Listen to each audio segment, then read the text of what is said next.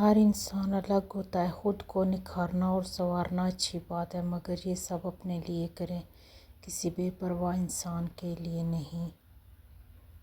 رشتے بنانے سے پہلے رشتوں کا تقدس سیکھیں۔ باتیں بنانے کے لیے الفاظ تو بہت سارے میسر ہوتے ہیں، کردار بنانے کے لیے اعمال درکار ہوتے ہیں۔ دعا غموں کے قفل زدہ محل میں آس کی اکلوتی کھڑکی ہوتی ہے۔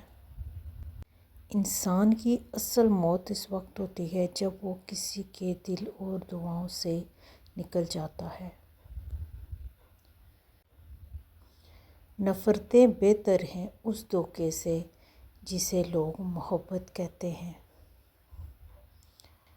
انسان کی اصل قیمت اس کا اخلاق، برتاؤ، میل جول کا انداز، صلہ رحمی، ہمدردی اور بھائی چارہ ہے، نہ کہ اس کی ظاہری شکل۔ کبھی ضرورت مند کو اپنی چوکھٹ پر ذلیل مت کرنا، کیونکہ اوپر والا کٹورا بدلنے میں دیر نہیں کرتا۔ حضرت امام مجاہد رحمۃ اللہ فرماتے ہیں کہ وہ چیونٹی جس نے حضرت سلیمان علیہ السلام سے گفتگو کی، وہ جسامت میں ایک بڑے بھیڑیے جتنی تھی۔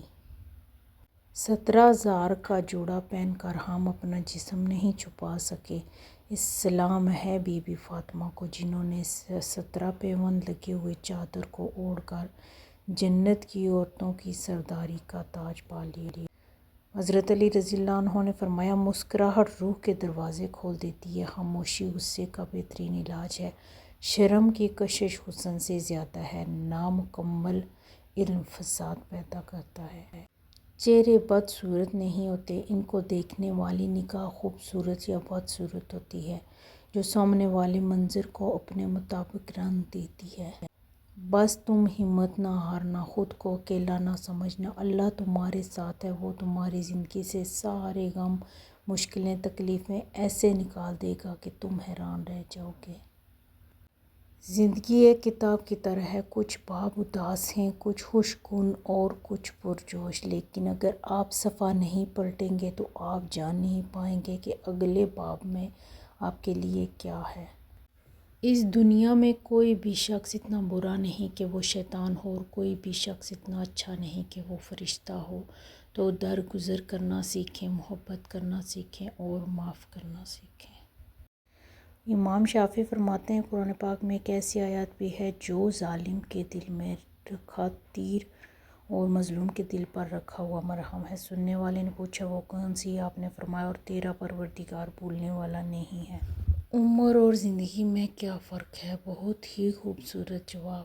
جو اپنوں کے بنا گزرے وہ عمر، اور جو اپنوں کے ساتھ گزرے وہ زندگی۔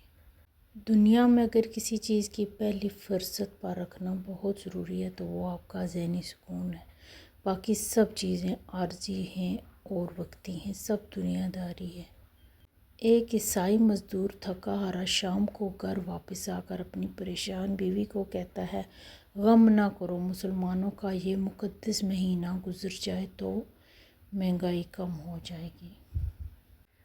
جو انسان اپنی نیت کو خالص کرتا ہے، اللہ اسے ہر راستے میں کامیابی دیتا ہے۔ گناہ کر کے شرمندہ ہونا نیکی کر کے تکبر کرنے سے بہتر ہے۔ بے شک